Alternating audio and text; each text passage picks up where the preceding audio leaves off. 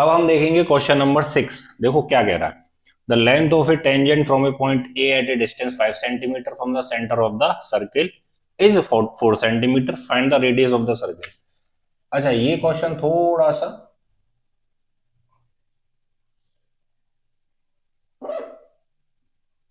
थोड़ा सा आपको कंफ्यूज करेगा, ठीक है। देखो इसको पढ़ेंगे किस तरीके से। The length of a tangent from a point A is 4 centimetre.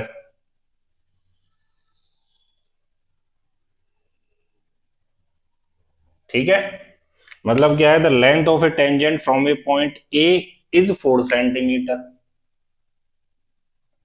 इसको पी कह दिया, तो लेंथ कितनी हो गई इसकी टेंजेंट की? 4 सेंटीमीटर। आगे बढ़ो। At distance 5 centimetre from the centre of the circle. Centre के सर्किल की इसकी कितनी है? 5 सेंटीमीटर। Find the radius. अब तो आप कर सकते हो भाई, टेंजेंट रेडियस पे परपेंडिकुलर होता है, ये 90। राइट एंगल ट्रायंगल हो गया, ये हाइपोटेनस हो गया, ये बेस हो गया, ये परपेंडिकुलर हो गया। अच्छा, अब वो सर इस तरह से क्यों? अगर मैं इसको देखो पूरा पढ़ूं, the length of a tangent from a point A at distance 5 centimetre from the centre of the circle is 4 centimetre. Find. अब इसमें आप कंफ्यूज हो जाओगे, ये इसलिए मैंने तोड़ तोड़ के इसको आपको समझाया। सिंपल है। The length of each tangent from a point ए। ठीक है, यहां तक ठीक है। कितनी है लेंथ अभी बताएंगे, यहां पॉज ले लो। आगे क्या कह रहा है? At distance 5 centimetre from the centre of the circle. A point की जो सेंटर से डिस्टेंस वो 5 सेंटीमीटर है। फिर किसके बाद इज, इसके लिए यूज हुआ है। Length of the tangent 4 centimetre. Find the radius of the circle. Simple है, इसमें मैं लगाऊंगा, मैं शॉर्ट में कर रहा हूं, आप लोग समझ जाना, ठीक है। ये हाइपोटेनस हो गया 5 का स्क्वायर, ये आपका बेस हो गया, ये आपका परपेंडिकुलर, ठीक है। ओपी हमें फाइंड करना है। ये 25 60 plus OP square, 25 minus 60 OP square, 9 OP square, OP बराबर 3 सेंटीमीटर। ये आ गई आपकी 3 सेंटीमीटर। कोई दिक्कत? इजी है, चलो ठीक है। अच्छा, एक चीज और। टू कोसेंट्रिक, इसमें देखो जो जो वर्ड है मैं आपको समझा देता हूँ। कोसेंट्रिक सर्कल्स क्या होते हैं? एक ही सेंटर से दो सर्किल जब ड्रॉ करते हैं तो उसे कोसेंट्रिक बोलते हैं, ठीक है। एक चीज, छोटे वाले की 3 सेंटीमीटर है, बड़े वाले की 5 सेंटीमीटर है। छोटे वाले की 3 सेंटीमीटर है, बड़े वाले की 5 सेंटीमीटर है। सिंपल है। कोई दिक्कत है? यहां तक कोई दिक्कत नहीं है। Find the length of the chord. Chord क्या होता है? कोई किसी सर्किल के किसी भी दो पॉइंट को अगर मिला दें, ठीक है, सर्किल के अंदर, तो वो कॉर्ड बना देती है जो सर्किल को दो पार्ट्स में डिवाइड करती है। वो कैसा भी हो सकता है, ठीक है। डायमीटर भी एक कॉर्ड होता है जो इक्वल पार्ट में डिवाइड करता है। बाकी छोटा बड़ा कॉर्ड, मतलब क्या कहते हैं, जो बाकी का जो इस पे मतलब बचा हुआ होता है, तो उसको कोई फर्क नहीं पड़ता उससे। जैसे ये एक कॉर्ड हो गई, ठीक है। अच्छा, एक चीज और, circle which touches the smaller circle. जो कॉर्ड है वो स्मॉलर सर्किल को टच कर रही है, तो ये मैंने इस तरह से, एक मिनट, ये मान लो टच हो रही है इस तरीके से, ठीक है। अच्छा, जब ये इसको टच हो रही है तो ये ज्यादा टेंजेंट नहीं हो गई, ठीक है, टेंजेंट हो गई। टेंजेंट हो गई, ये रेडियस है, तो इस पे परपेंडिकुलर हो गई। ये पता ही है टेंजेंट क्या होता है? परपेंडिकुलर होता है रेडियस पे, ठीक है। अच्छा, इसमें जब ये परपेंडिकुलर हो गया, अच्छा एक चीज और, अगर टेंजेंट पे, सॉरी, कॉर्ड के ऊपर सेंटर से परपेंडिकुलर होता है तो ये इसे इक्वल पार्ट्स में डिवाइड करता है। मतलब क्या है? जैसे ओ ए बी, मैंने नाम दे दिया, इसको दे दो पी। इसका मतलब ये है कि एपी बराबर है पीबी के। इसका ये भी मतलब है, जब ये दोनों बराबर हैं तो मैं इसको ऐसे भी लिख सकता हूं भाई, ए बी बराबर क्या लिख सकता हूं? AP plus PB. यहां तक ठीक है। ये मैं समझाने के लिए बता रहा हूं, ये ऑलरेडी चीज है। अच्छा, जब ऐसा है तो A B equal to AP plus AP लिख सकता हूं भाई, क्योंकि ये दोनों तो बराबर है ना। एपी बराबर पीबी है, तो पीबी की जगह मैं एपी लिख सकता हूं, तो पीबी के एपी, तो ये क्या मतलब हो गया? A B equal to twice of A P. यहां तो कोई दिक्कत है? कोई दिक्कत नहीं है। यहां तक अगर दिक्कत नहीं है तो ये क्वेश्चन हो गया कैसे? देखो, इसमें क्या है भाई, ये 90 हो गया, ये हाइपोटेनस हो गया, ये आपका परपेंडिकुलर हो गया, तो बेस ही तो निकालना, एपीआई जाए पाइथागोरस से। तो इसका क्या करो, 5 का स्क्वायर इक्वल टू 3 का square plus A P square. 25 minus 9 equal to A P square. 60 A P square AP बराबर 4 सेंटीमीटर। समझ में आ गया? ये 4 हो गया तो यहाँ वैल्यू पुट कर दो। AB कितना हो गया? 2 into 4, 8 centimetre AB length of the chord. Simple था। सिंपल क्या चीज ध्यान रखनी है, कॉर्ड जब भी सेंटर कॉर्ड की ओर जब भी परपेंडिकुलर सेंटर से आता है वो दो से इक्वल पार्ट में डिवाइड कर देता है, पहली चीज। दूसरा कोसेंट्रिक मैंने बता ही दिया, एक पॉइंट से जब दो सर्किल हम खींच देते हैं तो कोसेंट्रिक हो जाता है। अच्छा, जब ये कॉर्ड इस छोटे वाले सर्किल को टच कर गया तो जो टेंजेंट हो गया, टेंजेंट क्या होता है भाई? परपेंडिकुलर होता है रेडियस पे, तो ये परपेंडिकुलर हो गया, पाइथागोरस लगा दी। ठीक है, एपी निकाल लिया, एपी क्या ट्वाइस ऑफ AB, सॉल्व कर दिया, आंसर आ गया। ठीक है, आई थिंक समझ में आ गया होगा। चलो आगे बढ़ते हैं, क्वेश्चन नंबर 8। ठीक है, देखो क्या कह रहा है, a quadrilateral ABCD is drawn to circumscribe a circle. Circumscribe, एक तो ये क्वाड्रिलेटरल मतलब चतुर्भुज, मतलब जिसके चार पार्ट हो, ये है। सर्कमस्क्राइब का क्या मतलब होता है कि इसके अंदर एक हमने सर्किल ड्रॉ किया है जो इसकी हर साइड को टच कर रहा है। ठीक है, इसको सर्कमस्क्राइब बोलते हैं। अगर ऐसी कंडीशन है तब क्या करना है? AB plus C D, AB plus C D, AD plus BC, ये दोनों बराबर में प्रूफ करने हैं। चलो अच्छा, चलो करते हैं। अच्छा, पहली चीज हमें दिख क्या रहा है, देखो ये एक सर्किल है। अगर मैं इसे एक एक्सटर्नल पॉइंट मानूं तो यहां से इसके लिए ये एक टेंजेंट की तरह काम कर रहा है। देखो AP और AS इसके लिए टेंजेंट हो गए। ऐसे ही इस पॉइंट से बात करूं तो इसके लिए BP और BQ एक टेंजेंट। भाई इसको इस तरह से आप भूल जाओ।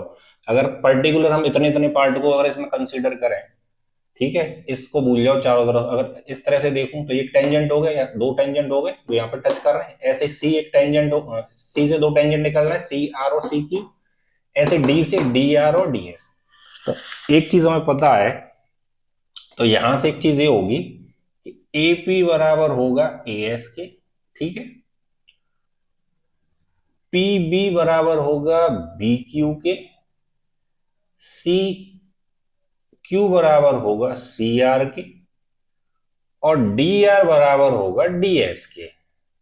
फर्स्ट कह दो, सेकंड कह दो, थर्ड कह दो और फोर्थ कह दो। इसका रीजन क्या है? Tangent drawn from external point are equal in length. ठीक है, लेंथ में इक्वल होते हैं, इक्वल होते हैं तो AP बराबर AS, BP बराबर BQ, CQ बराबर CR, ठीक है, DR बराबर DS। Simple, equal in length. चलो अब मुझे क्या करना है, अब मुझे यहाँ पे दिख रहा है एडिशन है। चलो अब इनको हम ऐड करके कर लेते हैं, तो ऐड करना है ना। एडिंग बहुत सिंपल क्वेश्चन है। 1 + 2 + 3 + 4, इनको ऐड कर लो। अच्छा, ऐड किस तरह से होंगे? लेफ्ट साइड के एक तरफ और राइट साइड के एक तरफ। तो ये हो जाएगा आपका AP + PB + CQ + DR equal AS + BQ + CR + DS। अच्छा चलो, एक चीज हो गई। ठीक है, अब यहां से हमें देखो करना क्या, एक साइड आना चाहिए AB + CD, दूसरी साइड आना है AD + BC। अच्छा, AB के लिए हमें क्या चाहिए ये चीज देख लेते हैं। देखो AB कब बनेगा? AP + PB। ठीक है भाई, AP + PB मिल गई तो AB है। तो देखो AP भी है हमारे पास और आई थिंक PB भी है। तो ये क्या हो गया आपका? ये पूरी की जगह मैं AB नहीं लिख सकता हूं? चलो ठीक है। दूसरा क्या है?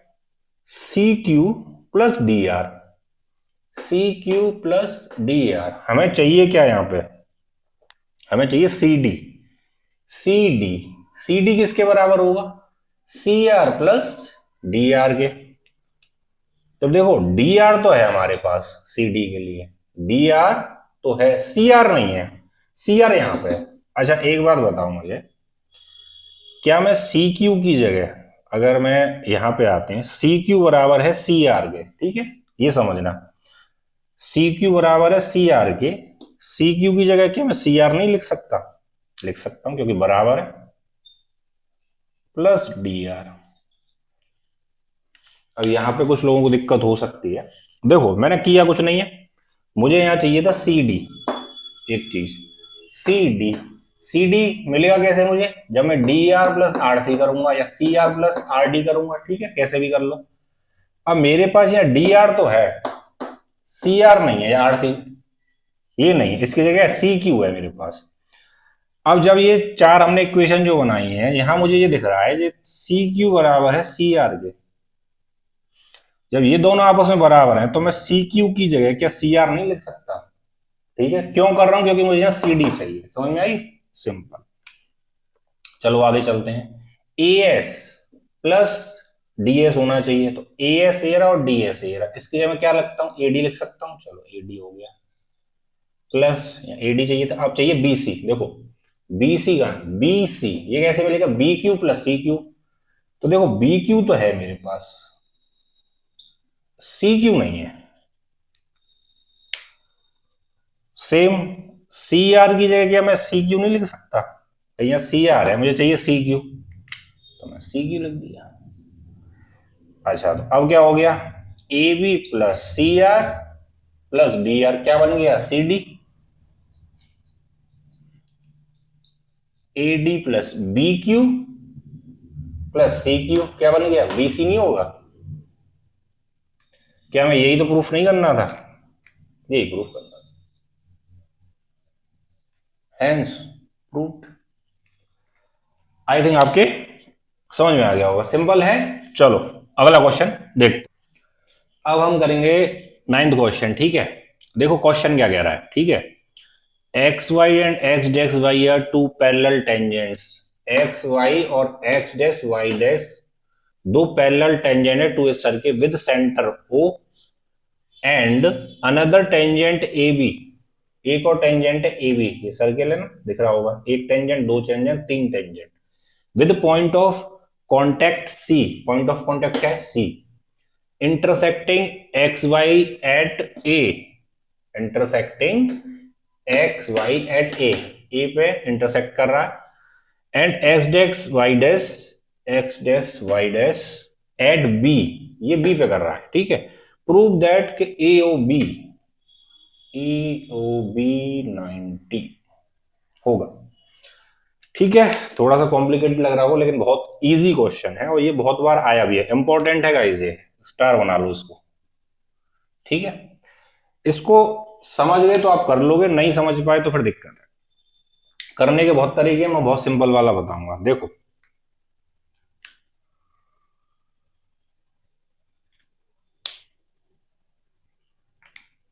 इस, ये जो आपका AOB है ट्रायंगल, इसमें हमें इसको 90 प्रूफ करना है, ठीक है।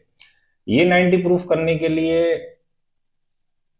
ये भी तो इनका सम 90 आ जाए। अगर इन दोनों का सम भाई OAB मतलब A और B, इसका सम 90 आएगा तभी तो ये 90 प्रूफ होगा। एंगल सम प्रॉपर्टी से हम निकाल सकते हैं। तो एक चीज निकल के आई कि A और B ये हमारे 90 डिग्री, अगर हम इनको लेके आ जाए कैसे भी करके तो हमारा काम हो सकता है। चलो ठीक है।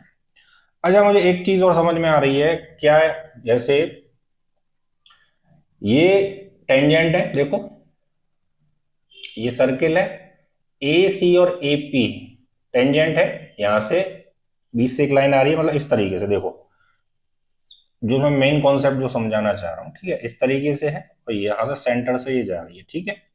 तो मैंने आपको बताया था tangents are equally inclined to the line segment joining the centre to that point. मतलब क्या है? ये इक्वली इंक्लाइन होते हैं। इक्वली इंक्लाइन का मतलब क्या होता है कि ये दोनों एंगल बराबर होते हैं जब ये लाइन सेंटर से मिलती है, जो दो टेंजेंट से होके जा रही है, ठीक है। समझ रहे हो जो मैंने अभी बताया? तो इसका क्या मतलब है कि भाई ये और ये एंगल तो बराबर होंगे। इसी तरीके सेम कंडीशन यहाँ पे है, ये और ये, तो इसका मतलब क्या है? ये एंगल और ये वाला एंगल भी बराबर होंगे। भाई टेंजेंट है, जो भी मैंने आपको बताया, tangent are equally incline, equally incline है, ठीक है, होते हैं, ठीक है। अच्छा तो फिर तो ये बड़ा इजी हो गया। अगर मैं इसको 1 2 कर दूं और इसको मैं 3 4 कर दूं, तो देखो कहने का मतलब क्या है, इसका प्रूफ करते हैं। देखो एंगल 1 बराबर एंगल 2 है, एंगल 3 बराबर एंगल 4 है। क्यों? लिख दो जो मैंने बताया, tangent are equally incline to the line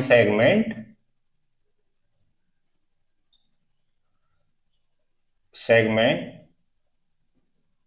joining the center to that point। ठीक है, यहां तक समझ में आया? अच्छा एक चीज और, इसे ये 90 में प्रूफ करना है, अभी के लिए इसको मैं 5 कह देता हूं, ठीक है, एक नाम दे दिया ऐसे ही। अच्छा जब ऐसा इसको कह दो फर्स्ट, इसे कह दो सेकंड, ठीक है। अच्छा एक चीज ये देखो, ये कुछ ऐसा नहीं लग रहा क्या, ये ऐसा है भाई, दो पैरेलल लाइन, ये ट्रांसवर्सल लाइन है, क्या कंडीशन होती है भाई, एक साइड की। अच्छा ये इंटीरियर एंगल्स नहीं बन रहे यहाँ पे, अल्टरनेट इंटीरियर एंगल्स की बात नहीं कर रहा, ये तो अल्टरनेट इंटीरियर एंगल्स होते हैं, लेकिन यहां में उससे काम नहीं है। Interior angles of same side of transversal line क्या होते हैं, 180 डिग्री, इनका सम 180 के बराबर होता है। भैया ट्रांसवर्सल लाइन है, एक साइड के एंगल्स का सम कितना होता है, 180 डिग्री, ठीक है। चलो हो गया काम, फिर क्या है, तो मैं इसको ऐसे लिख सकता हूं भाई, angle 1 plus angle 2 plus angle 3 plus angle 4 equal to 180 degree. ठीक है, जो अभी रीजन बताया मैंने, क्या रीजन बताया, एंगल सम प्रॉपर्टी, ट्रांस मतलब क्या है, angle of same side of transversal line, angle of same side of transversal line, ठीक है, हो गया, ठीक है। अच्छा चलो यहां पे एक बात आई, क्यों आई है, so angle of same side of transversal line. अच्छा अब यहां पे एक चीज ये देखो, एंगल एक बराबर एंगल दो का, तो मैं क्या एंगल एक की जगह दो नहीं लिख सकता, और एंगल तीन की जगह चार नहीं लिख सकता,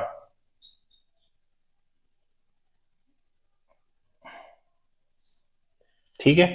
तो सर ये क्या किया भाई, एक जब दो के बराबर है तो मैं दो की जगह एक की जगह दो लिख सकता हूं ना, ऐसे ही जब तीन चार के बराबर है तो तीन की जगह मैं चार नहीं लिख सकता, तो ये क्या हो जाएगा, ट्वाइस ऑफ एंगल दो और twice of angle four equal to 180 डिग्री। दो कॉमन ले लो, two plus four equal to 180, तो angle two plus angle four क्या हो गया, 180, 90 डिवाइड हो गया ना। अब यहां आप बोलोगे सर एक चीज बताओ, ये वन भी तो कर सकते थे हम कि एंगल टू की जगह वन, हमें ये देखो जो हमारा ये ट्रायंगल है ए ओ बी, इसमें हमें चाहिए क्या क्या, ये हमें चेक करना है। अच्छा नहीं सही कह रहे हो, इसमें हमें चाहिए वन और थ्री, वन और थ्री आना चाहिए, बिल्कुल सही है। तो यहां हम थोड़ा सा, मैंने ध्यान नहीं दिया, तो हम क्या कर सकते हैं, एंगल टू की जगह वन लेंगे,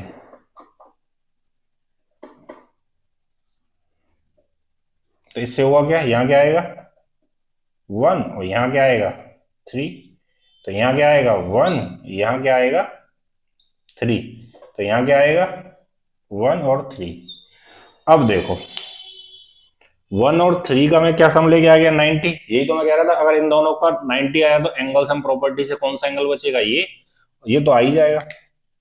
चलो इसको कर लेते हैं थोड़ा, इसको यहीं सॉल्व कर लेते हैं। In triangle A O B, angle one plus angle three plus angle five equal to 180 by angle sum property, ठीक है।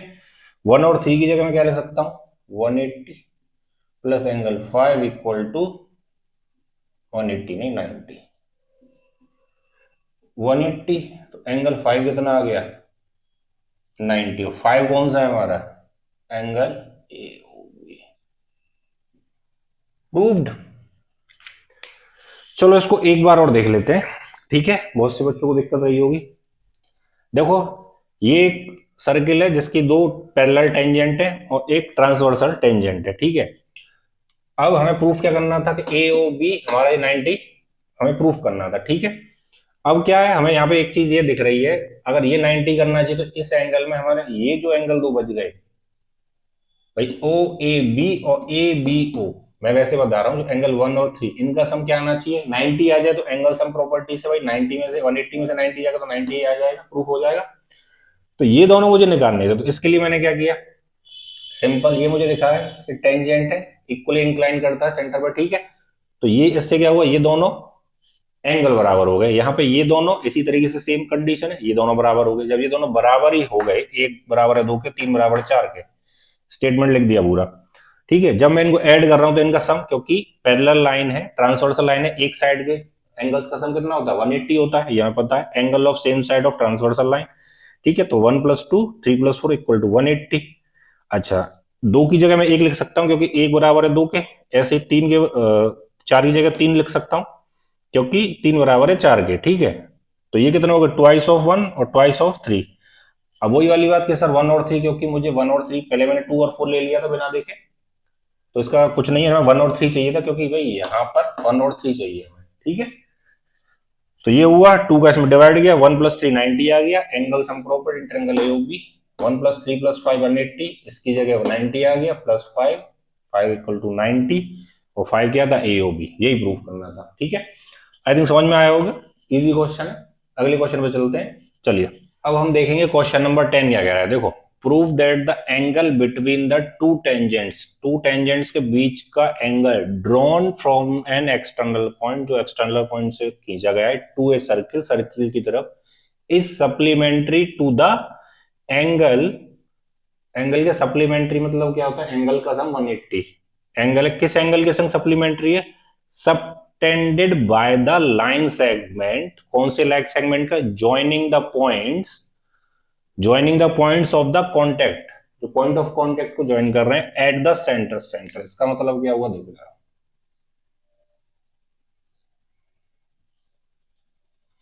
पॉइंट ऑफ कॉन्टेक्ट को जो सेंटर पे मिला रहा है, ठीक है, वो लाइन सेगमेंट, और टेंजेंट के बीच का एंगल और ये वाला एंगल, ठीक है, इसको कह दो P, इसको कह दो A B। तो मतलब कह क्या रहा है, हमें प्रूफ ये करना है कि angle P plus angle O equal to 180 degree,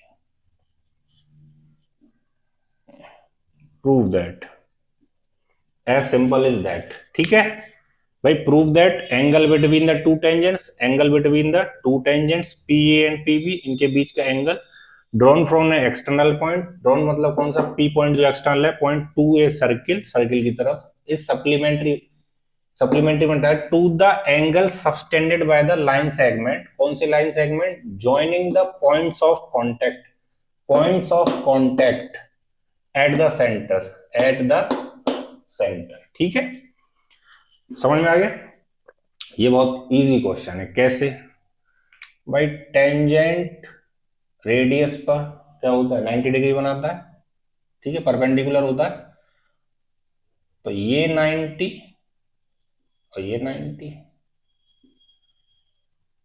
जब ये दो 90 हो गए तो बाकी के दो तो 180 हो गए ना, सिंपल भाई। एंगल PAO, एन के डायरेक्टिव है, एंगल A बराबर एंगल B बराबर 90 डिग्री, क्यों, tangents are perpendicular to the radius, ठीक है। तो in quadrilateral PAOB, angle A plus angle P plus angle B plus angle O equal to 180 degree, ठीक है। तो angle A and angle B, angle A कितना है 90 plus angle P plus angle B कितना है 90 degree, plus angle O equal to 180, sorry 180 लिख दिया, sorry 360, ठीक है 360, तो ये कितना हो गया, angle P plus angle O equal to 360 minus 180। तो क्या आ गया 180 angle P plus angle O। है प्रूव्ड। ठीक है, सिंपल था। चलिए आगे देखते हैं।